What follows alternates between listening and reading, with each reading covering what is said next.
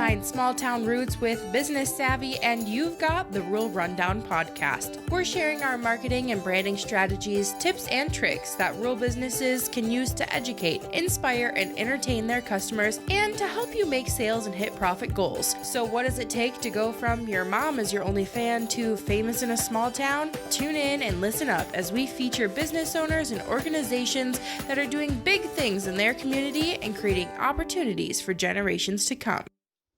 Back again with another episode of the Rural Rundown podcast. This is episode 9. We are your hosts, Brenna Ramsden and Rachel Aeikens, and we are hanging out across Zoom today. Rachel, how's Minnesota?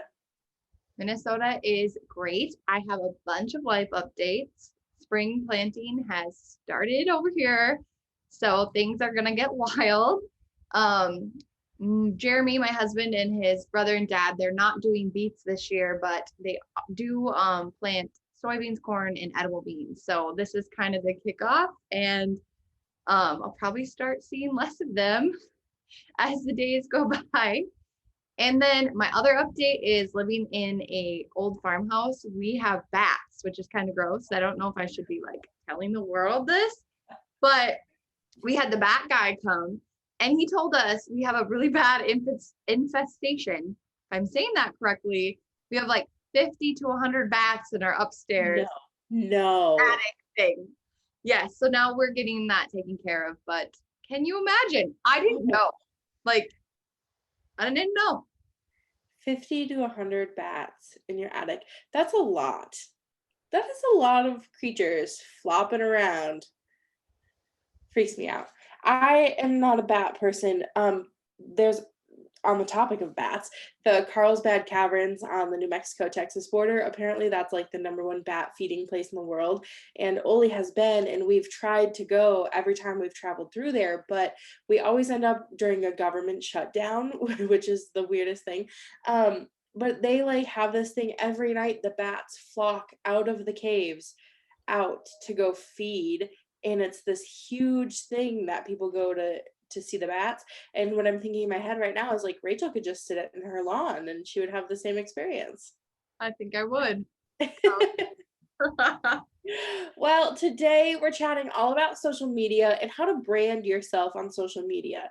Now, this doesn't mean, because I think what happens when people hear branding, they think a lot about logos and stuff like that. So this isn't what we're really talking about. We're talking about the all-encompassing how to brand yourself on social media and create a presence that people can kind of come to expect or depend on and know that's going to be you every single time. So the first one we're starting with is brand voice. Rachel, what does brand voice mean to you? So brand voice, what it means to me is the way that when people read your posts or anything on your website or interact with you, like they recognize the way you speak, the way it's written, words you say, the way you write it, all of that comes into play. So it's very much the voice. If your business had a voice and it was talking to me, what would it sound like? What's the personality? Mm-hmm. What are the things that stand out? Just like what maybe when I look at you, Brenna, and I think about you and the words you say, what words you might come out of your mouth, the way you might talk to me, you might say, "Hey, Rach," versus Rachel Aeikens, very professional. Things like that. I hope that's mine. What would you say? Yeah, I think that's exactly it. It's a lot of the way you talk. And what I suggest to people, even in writing articles or things like that, I always suggest people read them out loud, because when you find yourself reading out loud, and if you see that you're tripping over certain things, it's because you're trying to have a voice like somebody else that's not your own. And that's probably like the last thing that we want to do on social media, right? Because we're already trying to be really authentic and really kind of like show our true selves on social media and even in business in general. So when it's like watching a commercial with the car salesman and how he's like super energetic and like, come on down to Peoria Ford and we're going to sell you a car. Well, that to me isn't very authentic or genuine. But if I really met him in real life and knew that's how he was and how he acted, then that would be different. So however there's no one way that your voice should be in business. It doesn't have to be professional. It doesn't have to be fun. It doesn't have to be educational. It can be whatever you want it to be, and it should really reflect how you want your business to be seen, or how you want people to kind of like remember it or envision it as. Yeah, and I think exactly what you just said connects to your brand's mission, your purpose. So a lot of times when you reflect on when I want people to come into my place of business or they use my service, how do I want them to feel? What do I want them to remember? This brand voice will really become an extension of that. So it doesn't have to be as difficult as you might think it is. It's probably already there. It's just tapping into it. What makes your business unique, you unique, then using that when you're posting things on social media. And I think the hardest part for people when they're like, well, I don't even know where to start and I don't know what to do, it's because we're trying to talk about ourselves and we're trying to talk about the businesses that we've built and the products that we offer. That's kind of the hardest part, right? Is like getting it to the point where you are talking about yourself, getting over that little hump to be like, okay, well, how do I talk about myself? How do I whatever? And I think what you said was like a perfect example, is like if I were talking to you, I would say, hey, Rach, and like these are all the things that could say about you as a person and as a friend. So maybe when you're struggling trying to figure out your brand voice or your tone of voice that you're using on social media or online, maybe reach out to a friend and say, hey, would you mind, like this might be silly, but maybe write a paragraph about me and what my business does. So then you can see it through somebody else's eyes, and then you're like, okay, and use that content a little bit to your own advantage and sprinkle it in different places. And after you start using that voice and you start using those words, then you'll find that it becomes easier because you kind of get over that hump of being like, well, I don't even know what to say. Well, now you have some places to start. It's catered to you, and now you can kind of take it and run with it. Yep. One of the things that I kind of wanted just to put out there so people maybe if they are struggling with this, you kind of said them already, but the different categories that might you might lean towards. You can touch into all of these, or maybe there's one that's really strong. So is your brand kind of funny, humorous? You're likely to maybe make a joke or be a little more lighthearted. Inspirational. Maybe you want people to be inspired or motivated by the content you're sharing. Maybe it's encouragement. So, for example, you maybe are talking to women who are 30 to 50 and you really want to encourage them in that season of their life. How would you talk to them? What is going on in their lives that you could relate to? Educational, kind of covered that. So I think all brands are educational in essence, but the way you show or share that education or expertise with your audience will differ. And then relatability. How can you be relatable? Even if you are this very professional business, I think all businesses need to be relatable because that's how you bring people in. So what are those things that you can share, write, or say that gets people, brings them in, reaches out that hand so they can shake it and come across the door? Absolutely.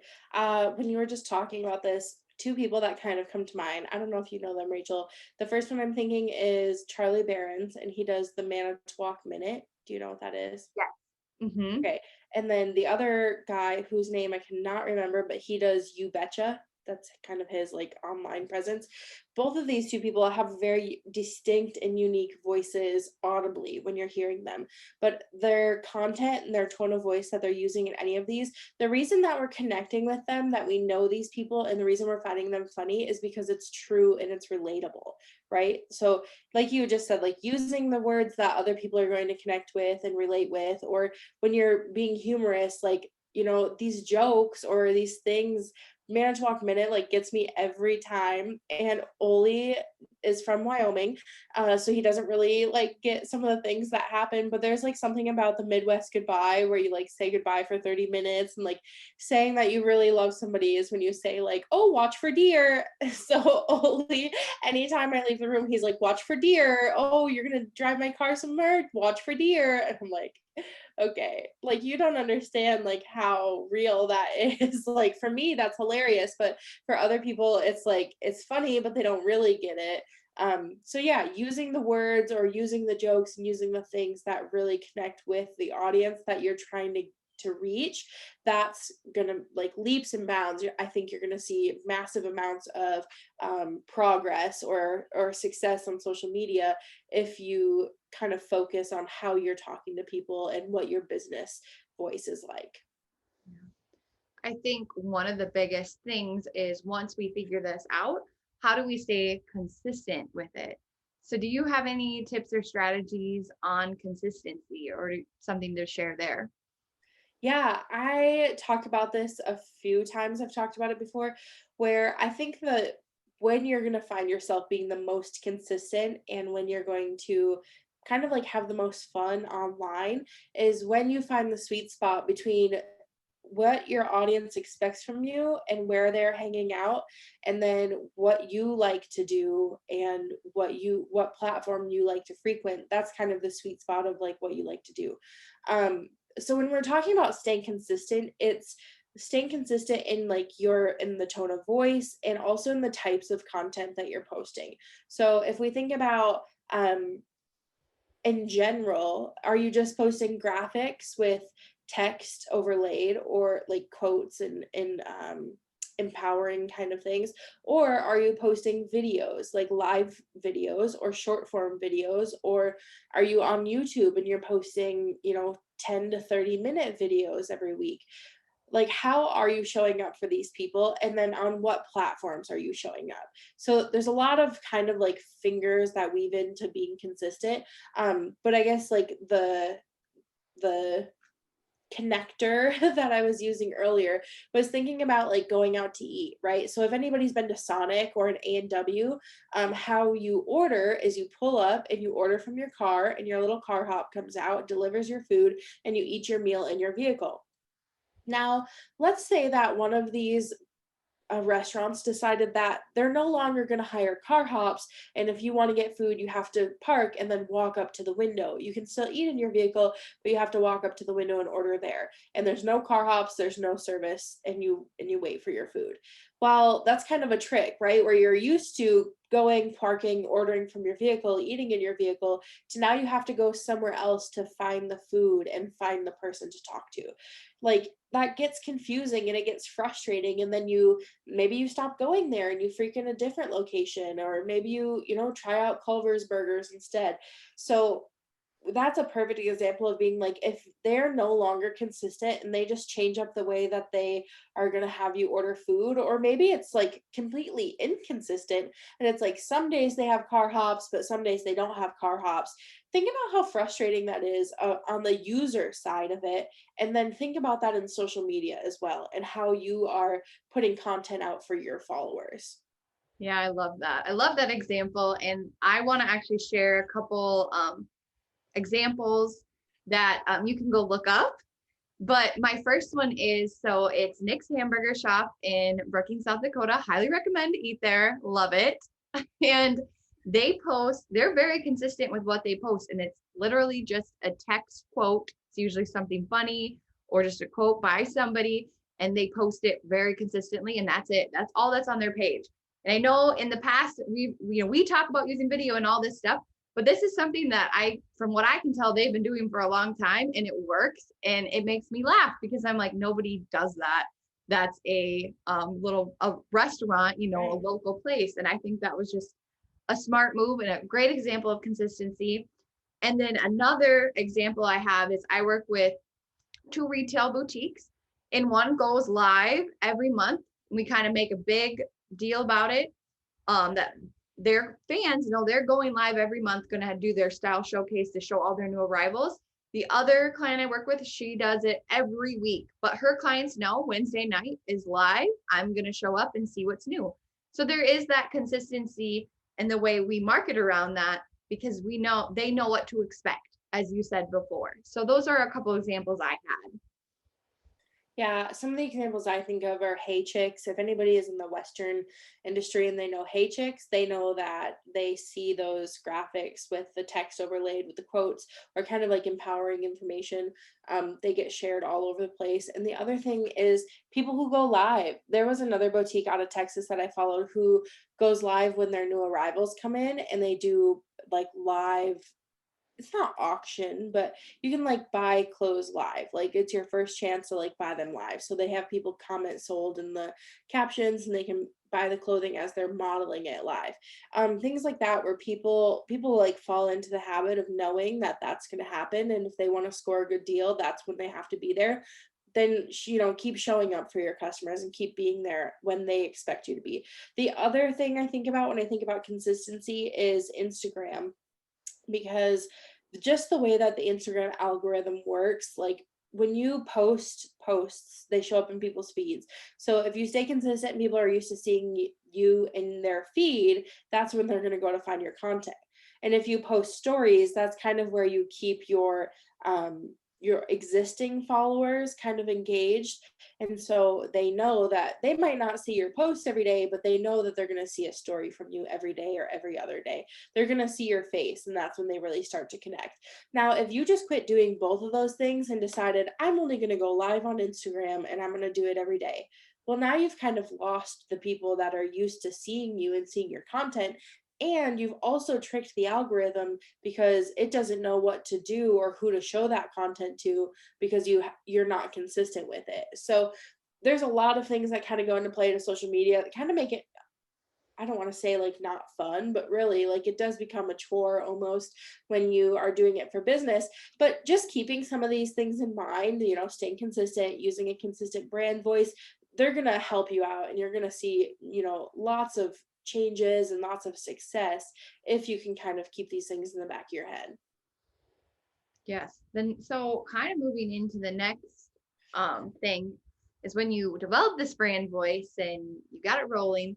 Sometimes this voice, well, not sometimes, it always becomes part of your business, but you might notice that people, if you're showing a face or you're showing employees of your business, they become part of this thread, and that they become recognizable even in small towns of like, hey, I know that guy, you're the one who does this service, or you're from that page.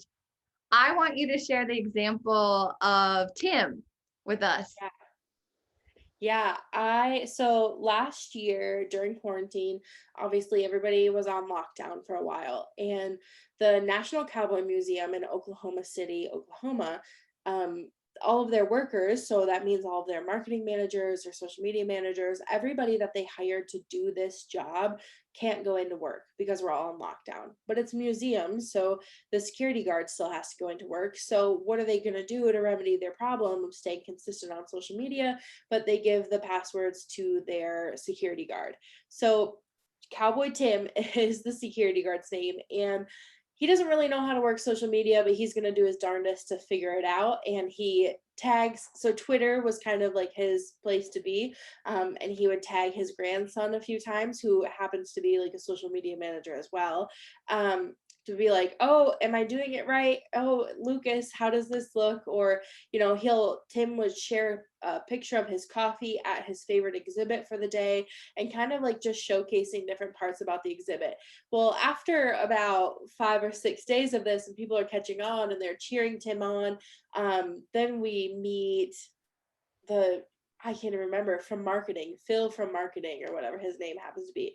And they're like, whatever from marketing says I should use hashtags. This is how hashtags work. And it was such a wholesome approach to social media, and somebody genuinely just showcasing like, I really like this museum. I work here every day. Here are the cool parts of it that I think are cool, and not like pushing it or selling it or being too professional and kind of like over the top. And it was very funny because I scrolled back to look at what they were doing before.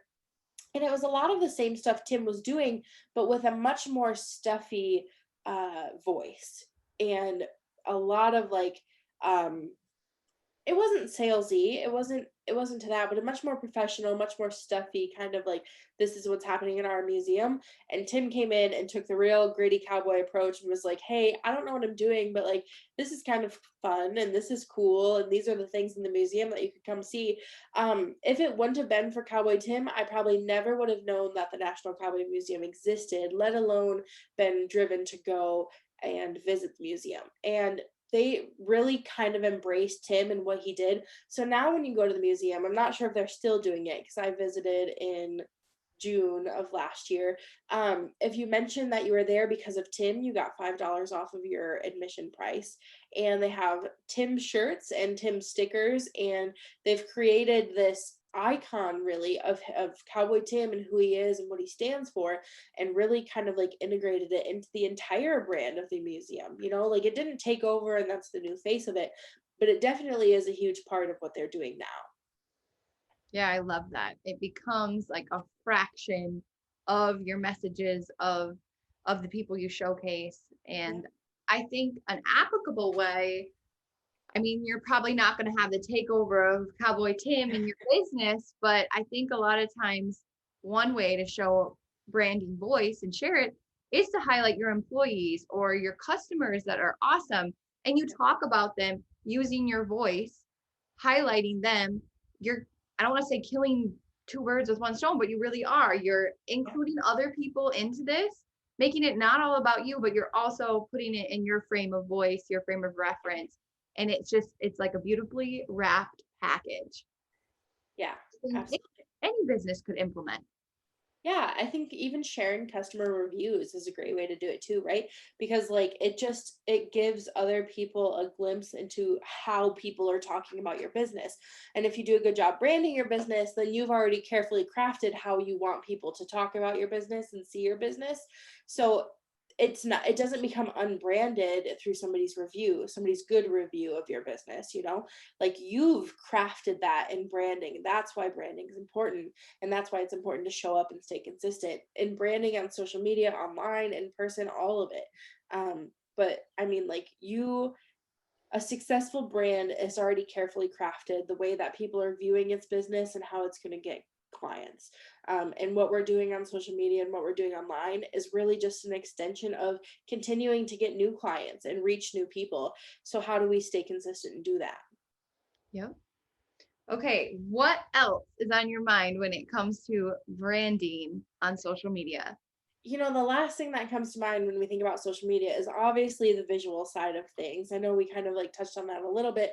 But when you're crafting a brand, you have very particular style of photos and style of visuals that you're going to be using, down to the particular colors and fonts. And like social media, obviously the captions we're writing, everybody's going to look the same in terms of like what fonts being used and stuff like that. But when we go to thinking about posting on Instagram stories or creating videos for TikTok or Reels or even the IGTVs or Facebook videos that are there, we just want to be really sure that that's always consistent in terms of like the fonts and colors that you're using and the types of graphics that you're using, and how that kind of looks.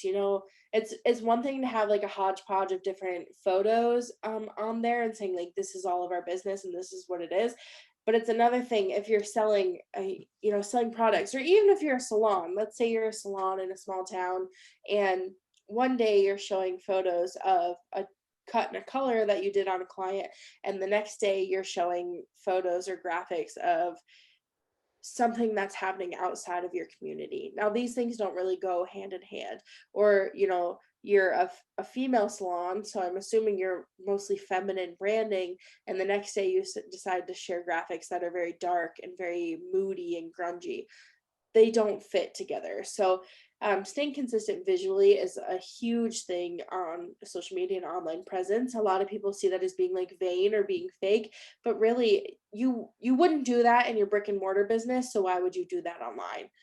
So just thinking about things that way and maybe changing our mindset around like how we do social media could be really beneficial for a few different businesses. Yeah. And I think there's a couple hacks in there. For example, like you said, if you came across something that was maybe not quite your brand, but you liked the idea of it, I mean, I think there's always a way to attribute it to whoever said it originally, but brand it in your own way. So whether that's hacking it by, creating your own cute graphic on Canva, that's your colors, but you still tag that business or whatever you got the initial inspiration from. I feel like those are little easy ways that it's doable without like feeling like, oh, I don't know how to do this, so I'm not even just going to do it at all. Right. Um, Right. yeah. Yep. I think there are lots of free options out there. And like you said, like as far as pictures go too, like it's if you're a boutique and you have a bunch of different products and you're thinking about like, man, I don't know how to picture this, maybe set up a spot in your store or outside of your store that is the same place that you take your product photos at, or you take them in the same light, or you always use something that's kind of the same. So then you're just tying everything together once it's on social media, especially Instagram where it's on a grid where the photos are so close together, really kind of creating like just an overarching feel of like when you would walk into their business in person, this is the same feel that you would have. And it really just kind of like it creates brand recognition too, the same way that your logo does. If you're a maker, you're a leather maker, and your photos are always like styled a certain way and maybe with the same backdrop, whether it's outdoors or indoors, I'm going to see those. And before I even look at who it is, I'm going to know that that's your product. Yeah. Okay, so I kind of have some homework then for anyone who's gonna wants to give this a stab, wants to give it a try. Mhm. From based on what we said, I would say first just try it out. Try writing what your brand sounds like. And again, it doesn't have to be perfect because I think that it does get better with time as you get more comfortable with it and you keep trying. So that'd be number one. Try it out, give it a go. I think I'm gonna like step in there because I think the other thing you could do is instead of like focusing on writing it out and being like, what do I want my brand to say? Give it a personality and think of it as a person, and then start like writing it out and being like, if my business were a friend or a person in the community, how would I look at them and how would I view them? Then you figured it out. That's what it is. That's great. That's great advice. Okay. Two. So then um we think about this person. I think that then lends right into the visual aspect. So what are we gonna do visually? Are we making graphics? Are we gonna go, is it gonna be a video of you talking or sharing product service? And then third would be just coming up with that consistent schedule. So we decided we're going to be consistent. What works for us to at least start getting consistent that we could add to? So I feel like that's very attainable, especially for someone who's just trying to get started without making it such a like a thing that you would have to schedule out for a year. I'm not saying that. Let's just schedule out for a month, try it out, then keep going. Absolutely. I think when you find yourself starting to be inconsistent, take a look at why. And I really think on social media, why we become inconsistent is like a lot of it is like time and like it takes a lot of time and it takes whatever, but it doesn't have to. We are always trying to keep up with what we saw somebody else do on social media, and we think we should do the same thing. So we're trying to craft it to be exactly like somebody else's. That's what's taking too much time. The analyzation of everything and thinking like, oh, but so and so does this. That's what I should do. Blah blah blah. No, just keep showing up, keep showcasing your products, telling people who you are, what you do, why you do it. You're set. You're good to go.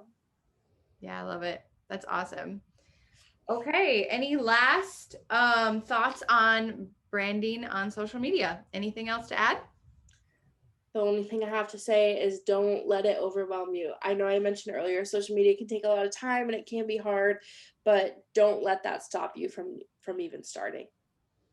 I think that's awesome. And if I had one last tip, here's another little hack. If you're kind of having some trouble writing something, a lot of times what you can do is on your post, sign it off as the business owner's name. So, for example, on my business page, I could sign dash Rach. And then the way, whatever is written above, would kind of need to make sense as if it was written from me. Yeah. So, I feel like that helps make things a lot more conversational or relatable if you're even just doing that simple thing. So I feel like that's a great place to start too if you're kind of like, I don't know what this means. Yeah, that's a great idea, Rach. I love that tip. Awesome. Well, thank you guys for joining us for another episode of the Rural Rundown. We will be back next week. Well, that's it for this episode of the Rural Rundown podcast. Thanks for listening. You can always find us on social media at the Rural Rundown. And if you really liked this episode, we would totally love it if you gave us a review and gave us a little rating. It would mean so much to us. And for more small town roots and business savvy, catch us on the next one.